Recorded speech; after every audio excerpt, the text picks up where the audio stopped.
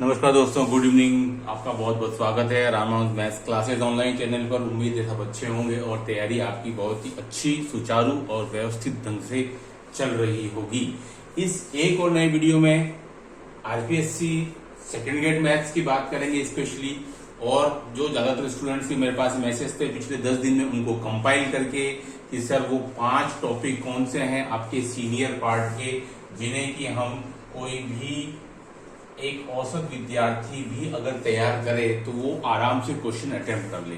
देखिए स्टूडेंट, जब भी आप किसी भी टॉपिक की तैयारी करते हैं सेकंड ग्रेड या फर्स्ट ग्रेड मैथमेटिक्स में, तो आपको पढ़ते समय ये बात ध्यान में रखनी है कि मैं अमुक टॉपिक तैयार कर रहा हूं, क्या वो क्वेश्चन एग्जाम में आएगा तो उसको मैं अटेम्प्ट करूंगा या नहीं, क्या ये टॉपिक मेरे को समझ में आ रहा है। ये सब चीजें आपको पहले से ही तैयार करके और फिर जाना है। नहीं तो क्या होता है, बहुत से स्टूडेंट आज उसने टॉपिक तैयार किया, आज से 6 महीने बाद उसको स्किप कर देता है, ये बहुत लेंदी है या ये। तो आप पहले से ही एक डिसाइड कर लें, उसमें मैं आपकी मदद करूंगा कि वो 5 टॉपिक कौन से हैं सीनियर पार्ट के, है ना, जो कि कोई भी एवरेज स्टूडेंट तैयार कर सकता है और क्वेश्चन आपको आसानी से मिल जाता है।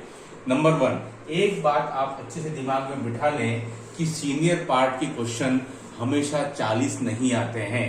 जो स्टूडेंट अभी फ्रेशर हैं या जो नए हैं या जिन्होंने 2022 का एग्जाम दे दिया है, ये बात उनके दिमाग में घर कर गई है और वो दूसरों को भी यही ज्ञान बांट रहे हैं कि भाई 11th-12th का कोई मतलब नहीं है और उसके 40 क्वेश्चन ही आते हैं।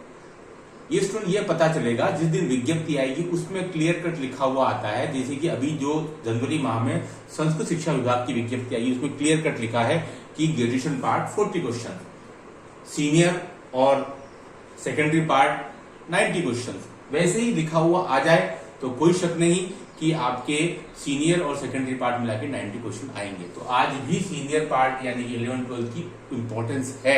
तो ये 40 क्वेश्चन वाला फंडा दिमाग से बिल्कुल निकाल दीजिए। 2022 में जो हुआ वो सब कुछ गलत था, मिसमैच हुआ, लेकिन ऐसा बार बार कांट की हंडी बार बार चढ़े ऐसा नहीं होता है।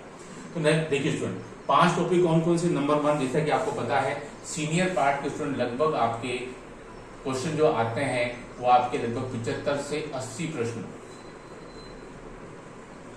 यानी कि क्यों, क्योंकि मैं इसमें 10 क्वेश्चन और अगर मैं ऐड कर दूं 10 से 12 या 10 से 15 किसके, आपके सेकेंडरी लेवल के, तो आपके लगभग स्टूडेंट आपके 75 से 80 क्वेश्चन जो है वो तो आपके हमेशा आते ही आते हैं सीनियर पार्ट के। ये तो 2022 का आप एक एक्सेप्शनल केस छोड़ दें तो आप देखेंगे कि जो 15/2 को जो संस्कृत शिक्षा विभाग का पेपर जो हुआ था 15/2/23 को, उसमें 78 क्वेश्चन डेफिनेटली थे सीनियर पार्ट के, 78 क्वेश्चन थे।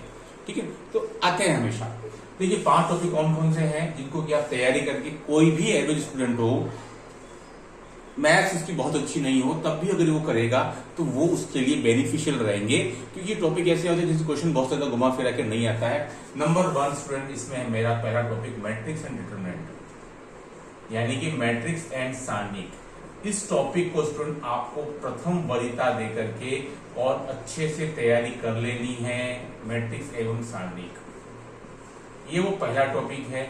लगभग इससे मुझे 4 से 5 प्रश्न आते ही आते हैं और सरल आते हैं, फॉर्मूले नहीं है बहुत सारे। सारणी की क्वेश्चन लगभग एक ही पैटर्न पर बेस्ड है। ठीक है, और इंपॉर्टेंट बात क्या रखनी है, प्रीवियस ईयर क्वेश्चन PYQ, ये आपको हर एक टॉपिक के निकाल लेने हैं। तो मैट्रिक्स और सारणिक आपको नंबर 1 टॉपिक होना चाहिए आपकी तैयारी के हिसाब से। 4 से 5 क्वेश्चन आपको डेफिनेटली हमेशा आते ही आते हैं, लगभग 4 या 5, ठीक है, मिल जाते हैं। अच्छे से तैयारी कीजिए, पहले बेसिक बढ़िया कर लीजिए, देन फिर कोई भी जेईई मेंस लेवल की बुक उठाइए और प्रिपरेशन कीजिए। तो ये पहला टॉपिक है मेरे लिए आउट ऑफ 5। नंबर 2, अब देखिए इसमें नंबर 2 में आप बात करते हैं एलजेब्रा की। एलजेब्रा यानी कि 11th-12th लेवल का। अब इसमें स्टूडेंट लगभग आपके 6 टॉपिक है एलजेब्रा के अंदर। नंबर 1 टॉपिक मैं इसमें से आपको बताऊंगा कौन से आप कर सकते हैं। जो अच्छे स्टूडेंट है, मैथमेटिक्स अच्छा जिनका, वो सारे कर सकते हैं, ये कोई दिक्कत नहीं। लेकिन प्रॉब्लम क्या आता है, कुछ टॉपिक ऐसे होते हैं जिनसे क्वेश्चन थोड़ा सा टफ नेचर का आता है, उनको हम स्किप करेंगे बस। एलजेब्रा में स्टूडेंट नंबर 1 है एपीजीपी, जो आपको करना ही चाहिए, समांतर श्रेणी गुणोत्तर श्रेणी। एचपी जो है 2022 के सिलेबस में हटा दिया गया था, उससे क्वेश्चन आया भी नहीं था। और बता दूं मैं आपको, न संस्कृत शिक्षा विभाग में आया, न सामान्य शिक्षा विभाग में आया, उसको आप हटा सकते हैं। ज्यादा से ज्यादा केवल आप दो संख्याओं a और b का हरात्मक माध्य ज्ञात करने का फॉर्मूला 2ab/a+b याद कर सकते हैं, बाकी कोई जरूरत नहीं है, क्योंकि वो अमूमन काफी बार यूज होता रहता है। आपके 2D में भी यूज होता है हरात्मक माध्य का फॉर्मूला आपके 2D कॉनिक सेक्शन के अंदर, तो आप वो याद कर सकते हैं बस, बाकी कोई ज्यादा डीप में जाने की आवश्यकता नहीं है। एपीजीपी पढ़ लें। दूसरा क्वाड्रेटिक इक्वेशन यानी कि द्विघात समीकरण पढ़ लें, ये भी एक अच्छा टॉपिक है जहां से कि आपको क्वेश्चन मिलता है। ठीक है, एपीजीपी और द्विघात समीकरण। नंबर 3 पर मैं समिश्र संख्या को नहीं रख रहा हूं, क्योंकि कॉम्प्लेक्स नंबर के क्वेश्चन थोड़े टिपिकल आते हैं। हाँ, अगर आपका विचार बीएससी पार्ट में कॉम्प्लेक्स एनालिसिस पूरा करने का है तो भाई सीधी सी बात है, तो आपको कॉम्प्लेक्स नंबर तैयार करना पड़ेगा, क्योंकि इधर से अगर आपने कॉम्प्लेक्स नंबर तैयार नहीं किया अलजेब्रा वाले पार्ट से, तो उधर फिर आपको दिक्कत आएगी बेसिक समझने में कॉम्प्लेक्स एनालिसिस, जो 2022 में नया टॉपिक एड हुआ है। तो अगर आप उसको देख रहे हैं तो फिर आपको अलजेब्रा में कॉम्प्लेक्स नंबर तैयार करना पड़ेगा। अगर आप यहाँ तैयार नहीं करते हैं तो फिर वहां आपको वो स्किप करना पड़ेगा। दोनों बातें क्लियर करना है, क्योंकि बेस कॉम्प्लेक्स नंबर ही है कॉम्प्लेक्स एनालिसिस का। ठीक है, एपीजीपी पढ़ लें, द्विघात समीकरण पढ़ लें, क्वाड्रेटिक इक्वेशन में भी कॉम्प्लेक्स नंबर को छोड़ रहा हूं, उसको मैं नहीं ले रहा हूं। परम्यूटेशन कॉम्बिनेशन को भी नहीं ले रहा हूं, कि क्वेश्चन जिस दिन उसका थोड़ा भाषा वाला आता है उस दिन स्टूडेंट अटक जाते हैं, तो मैं उसको भी इंक्लूड नहीं कर रहा हूं स्टूडेंट। अब देखिए, इसके बाद आती है मेरे लिए द्विपद प्रमेय, यानी कि बाइनोमियल थ्योरम। इसका क्वेश्चन आपको स्टूडेंट मिल जाता है, क्योंकि इसमें फिक्स पैटर्न वाइज क्वेश्चन है। मध्य पद पूछ लेगा, ठीक है, विशिष्ट पद पूछ लेगा, ठीक है, और इसके अलावा आपको जो भी रेशनल टर्म्स है, इरेशनल टर्म्स है, वो पूछ लेगा, है ना। तो इसके क्वेश्चन जनरली मिल जाते हैं। तो अलजेब्रा में ये 3 टॉपिक हैं आउट ऑफ 5 स्टूडेंट, तो मैं आपको कहता हूं कि आपको तैयार कर लेने हैं। Complex number, complex analysis target में तो कर लीजिए। परम्यूटेशन कॉम्बिनेशन आपको कर ले तो अच्छी बात है, क्योंकि वो आपका फिर जुड़ा हुआ है द्विपद प्रमेय के साथ में। तो सभी चीज थोड़ी लिंक है, मेरा कहने का मतलब आप थोड़ा थोड़ा नॉलेज ले लीजिए, बाकी डीपली में अगर आप नहीं जाएंगे और आप अगर इन तीनों को तैयार कर लेंगे तो भी आपका काम चल जाएगा। ये वो टॉपिक की बात कर रहे हैं जो भाई अमूमन क्वेश्चन रादर देन इजी आता है दूसरे टॉपिक की कंपेयर में। बाकी भाई बाइनोमियल थ्योरम सीधी बात है, जुड़ा ही हुआ है परम्यूटेशन कॉम्बिनेशन के साथ में, जब तक वो नहीं करेंगे तब तक ये नहीं होगा। तो आप वहां से कुछ थोड़ा बहुत नॉलेज ले सकते हैं, बहुत डीपली नहीं जाए अलग अलग टाइप में, लेकिन आपको C0, C1, C2, NCR, NPR की आपको जानकारी होनी आवश्यक है। ये वो 3 टॉपिक हैं, बाकी डिटरमिनेंट हो गया स्टूडेंट। अब देखिए नंबर 3 पर मैं आता हूं। नंबर 3 पर मेरे लिए कैलकुलस नहीं है। कैलकुलस नहीं है क्योंकि लिमिट हो गया आपका, dy/dx हो गया, वो स्टूडेंट्स कई बार नहीं भी कर पाते हैं, और बहुत वैरायटीज हैं, है ना। लिमिट के अंदर बहुत वैरायटीज हैं, अलग अलग टाइप की क्वेश्चन कई बार मिलता है, कई बार नहीं मिलता है। dy/dx में भी काफी सारी वैरायटीज है। जिस दिन पेपर टफ आ गया उस दिन dy/dx क्वेश्चन करने में भी थोड़ा सा पसीना आ जाता है, तो मैं उसको ऐड नहीं कर रहा हूं। किसको? डिफरेंशियल कैलकुलस वाले पार्ट, है ना। हाँ, आप इतना कर सकते हैं कि जो एप्लीकेशन ऑफ जो डेरिवेटिव है स्टूडेंट, उनको आप ऐड कर सकते हैं। एप्लीकेशन ऑफ डेरिवेटिव वो रादर देन सिंपल आते हैं। एप्लीकेशन ऑफ डेरिवेटिव का जो पार्ट है आपका, वो अपेक्षाकृत सरल है, यानी कि अवकलन के आपके जो भी अनुप्रयोग हैं, समांतर रेखा और अभिलंब वाला, ये सरल आता है कंपेटिवली, समांतर और अभिलंब। दूसरा मैक्सिमा मिनिमा स्टूडेंट, ये भी इजी है, कोई इतना कठिन क्वेश्चन इसका नहीं आता, वो फिक्स पैटर्न है आपका, ठीक है। नंबर 3 आपका जो है वो आपका मोनोटोनिक फंक्शन है, ठीक है, मोनोटोनिक फंक्शन वाला टॉपिक है स्टूडेंट, ठीक है। ये तो ये तीनों टॉपिक मुझे लगता है कि आपके ज्यादा सरल हैं और आप इनमें क्वेश्चन ला पाएंगे, बजाय कि लिमिट और dy/dx के। छोटे छोटे आपको dy/dx आने ही चाहिए, उसके बिना काम चलेगा नहीं। बाकी अदरवाइज बहुत लंबा चौड़ा काम है dy/dx के अंदर।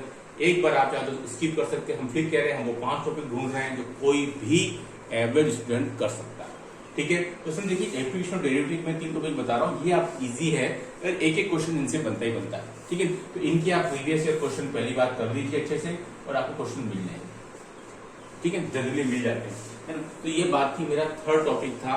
कैलकुलस में मैंने डेरिवेटिव वाले पार्ट में लिमिट और dy/dx को स्किप किया है और इन तीनों को रखा है, ठीक है। अब आ जाए स्टूडेंट नंबर 4था टॉपिक। नंबर 4 टॉपिक स्टूडेंट देखिए, मैं 2D को स्किप कर रहा हूँ, लेकिन मैं 3D को इंक्लूड कर रहा हूँ।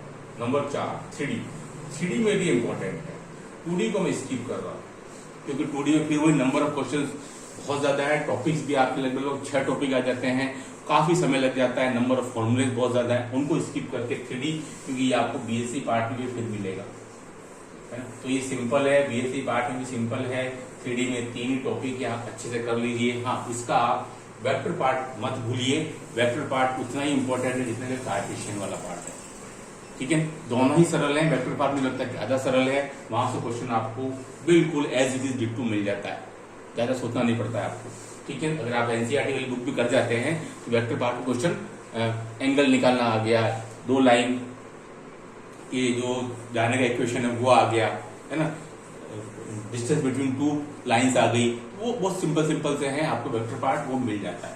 तो 3D जो है वो बीएससी पार्ट के साथ में भी आता है, तो इसलिए इसको आप अच्छे से कर सकते हैं। 2D को मैं हटा रहा हूं। नंबर 5 में सुन देखिए, मेरे पास में वेक्टर है, क्यों? क्योंकि वेक्टर आपका बीएससी पार्ट में फिर है ना, तो ये आपका क्वेश्चन वेक्टर पार्ट का सिंपल है, मिल जाता है अमूमन। अगर 4 क्वेश्चन आते हैं तो आप 3 क्वेश्चन 2 क्वेश्चन ले सकते हैं, कोई प्रॉब्लम वाली बात नहीं। स्टूडेंट वेक्टर पार्ट इजी है, उसको आप कर सकते हैं। नंबर 6 पे स्टूडेंट मेरे लिए आता है स्टेट्स एंड प्रोबेबिलिटी, ये दोनों टॉपिक मिला करके एक साथ हैं। मैं ट्रिग्नोमेट्री को नहीं रख रहा हूं, क्योंकि ट्रिग्नोमेट्री में क्वेश्चन थोड़े टफ भी आ जाते हैं, जिस दिन टफ आ गए उस दिन आप अटेम्प्ट करना थोड़ा मुश्किल पड़ता है। हाइट एंड डिस्टेंस का भी यही केस है, अगर आप फिगर नहीं ड्रॉ कर पाए तो फिर प्रॉब्लम है, ठीक है। तो ये मेरे 6 टॉपिक हो गए, 5 की बात की थी, लेकिन मैंने 6ठा भी इंक्लूड किया है, मैट्रिक्स डिटरमिनेंट फर्स्ट। एलजेब्रा में मैंने आपको 3 टॉपिक बताए हैं, 3 टॉपिक एलजेब्रा में वो एटलीस्ट कर लेने हैं। नंबर 3 पर मैंने एप्लीकेशन ऑफ डेरिवेटिव में रखा है, रादर देन मैंने डेरिवेटिव यानी कि लिमिट को नहीं रखा। नंबर 4 में 2D को हटाया है, मैंने 3D को रखा है, क्योंकि बीएससी पार्ट में फिर है और 3D सरल है, समतल है, रेखा है, और कोई प्रॉब्लम नहीं आएगा, आपको बेसिक हो जाएगा। वेक्टर बीएससी पार्ट में फिर है, इसको अच्छे से कर लीजिए। स्टैटिस्टिक्स एंड प्रॉब्लम, जिसमें ये मेरे लिए 6 टॉपिक हैं। अगर आप पहले इन 6 टॉपिक को भी करते हैं तो मुझे लगता है कि अगर 75 में से स्टूडेंट आपके लगभग 50 क्वेश्चन प्रिपेयर हो जाएंगे इन 6 टॉपिक को मिला। इन 6 टॉपिक को मिला करके आपके 75 में से 50 क्वेश्चन प्रिपेयर हो जाएंगे, 50 में से 35 40, क्योंकि आप कम रखेंगे तो आप ज्यादा मेहनत करेंगे, नंबर ऑफ क्वेश्चन ज्यादा करेंगे। घर पर भी एज अ प्रैक्टिस एक टॉपिक के आपको लगभग 100 क्वेश्चन तो डेफिनेटली करने हैं। प्रीवियस ईयर क्वेश्चन को मत भूलिए, वो सबसे इंपॉर्टेंट है, काफी बार रिपीट होता रहता है, इवन 11th-12th के अंदर भी। तो ये थे वो 6 टॉपिक जो 11th-12th के लिए मेरे लिए इंपॉर्टेंट है, इनको आप एटलीस्ट कर लीजिए। अगर आप एवरेज स्टूडेंट हैं, बहुत स्टूडेंट भय खाते हैं कि सर इंटीग्रेशन डेफिनेट इंडेफिनेट, कोई बात नहीं, उसको एक बार छोड़ के देखिए। ट्रिग्नोमेट्री को एक बार छोड़ के देखिए, लेकिन ट्रिग्नोमेट्री के फॉर्मूले आप नहीं छोड़ पाएंगे, फॉर्मूले बहुत इंपॉर्टेंट है, ठीक है स्टूडेंट। फॉर्मूलों को आपको अच्छे से कर लेना है ना। क्वेश्चन भले एक बार आपकी, कई बार क्वेश्चन समझ में नहीं आता, स्टार्ट कहां से करें, ट्रिग्नोमेट्री को लेकर के थोड़ी सी प्रॉब्लम आती है। यही प्रॉब्लम डेफिनेट और इनडेफिनेट को आती है कि सर शुरुआत कैसे करें, शुरुआत मिल जाती है तो हो जाता है, नहीं शुरुआत मिलती है तो फिर आप अटक जाते हैं, टाइम कंज्यूमिंग रहते हैं कैलकुलस के क्वेश्चन, इसलिए मैंने उनको शामिल नहीं किया है। ये मेरे 11th-12th के लिए 5 या 6 वो टॉपिक है जो आप कोई भी कर सकता है। वीडियो कैसा लगा, नेक्स्ट वीडियो किस टॉपिक पे चाहिएगा, आप मुझे मैसेज करिए, कंपाइल करेंगे और विद इन 7 to 10 डेज एक नया वीडियो बनाएंगे आपकी रिकमेंडेशन पर। क्योंकि चैनल कोई कोर्स नहीं बेच रहा, मैं कोई ऑफलाइन, केवल मेरे ऑफलाइन बैच चलते हैं, ऑनलाइन में कोई मैं वीडियो के लास्ट में आकर के मेरा कोर्स ले लो, ऐसा कुछ भी नहीं है स्टूडेंट। पिछले 2 ढाई 3 साल से यही प्रोसेस चल रहा है, स्टूडेंट को केवल गाइड करना है, जो चीज हमने अचीव किया है वो सिर्फ आपको लौटाना है, ठीक है। केवल एक बार नया बैच शुरू हो रहा है, फर्स्ट ग्रेड और सेकंड ग्रेड का, कल सेमिनार है, ऑफलाइन बैच है, कोई ऑनलाइन बैच नहीं है, क्योंकि मेरे अनुसार mathematics is made for offline, ठीक है। तो ये था आज का video. Do like subscribe my channel. Okay, thanks, धन्यवाद।